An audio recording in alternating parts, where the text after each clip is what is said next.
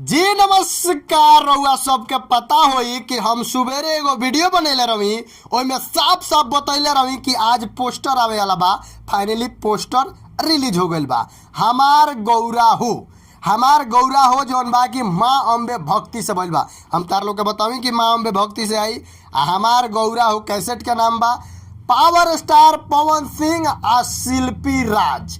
अब तू बतावो लो भैया कि शिल्पी राज पवन सिंह जब दोनों जना गौले बालो आई में बैठ के जौन बा कि एकदम झाल ढोलक हारमोनियम लेके power star Pawan Singh video कोइले बड़े। हम बता दिए गौरी बात कि रोशन सिंह विश्वास, अब तू लोग कहबो कि रोशन सिंह विश्वास के एकरा पहले जौन गाना आइल उहो उनके लिखल तो सही बात बा।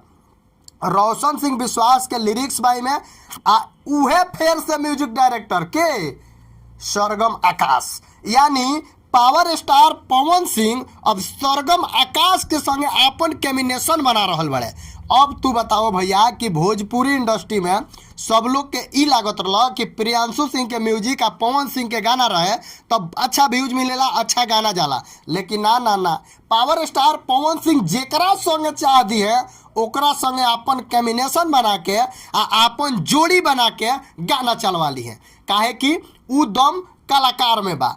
अब खेसारी भैया के संगे प्रियांशु सिंह के म्यूजिक आई रहा का उखड़ गई तनी हमरा के बताओ लो तो कौची उखड़ल प्रिंस प्रियदर्शी के लिरिक्स आई रहा का उखड़ गई कुछ ना उखड़ल लेकिन ई लेवल जौन बा कि पवन सिंह के पवन सिंह के स्पेशल लेवल जौन कि केहू के संगे लाग जाला तो ओकरा के जीरो से हीरो बना देला। आ ई सब दर्शक के देन ई सब हई हमार यार जे देख रहल बा, दोस्त देख रहल बा, भाई सब देख रहल बा, ए भईवन के सभी आशीर्वाद काहे कि पावर स्टार पवन सिंह कहले कि भगवान गुरु माई बाप आ ऑडियंसन बाकी दूसरा कोई के तो हम कुछ समझबे नहीं करते हैं। तब पावर स्टार पवन सिंह जौन कहले उ सच कहले। तब पवन सिंह के फाइनली पोस्टर रिलीज हो गई बा। कैसेट के नाम बा हमार गौरा हो जौन बा कि माँ अम्बे भक्ति से आ रहा बा। रोशन सिंह विश्वास के लिरिक्स बा, पावर स्टार पवन सिंह आ शिल्पी राज के आवाज बा, सरगम आकाश के म्यूजिक बा। रउआ सब के काल टीजर देखे के मिली, परसों गाना देखे के मिली, हो सकता जी आज शामे के टीजर देखे के मिले आ काल गाना देखे के मिले, इहो हो सकता। काहे कि 8 गो गाना बा आ 5-6 दिन सावन आज बीत गईल तो भाई लगातार गाना तो छोड़ा ही के पड़ी पवन भैया के नू। तो ऐसे पवन भैया अब लगातार गाना दिए। आ एगो औरी बात आजे के वीडियो में बता देतनी कि पवन भैया के एगो रक्षाबंधन के भी गीत आवे वाला बा।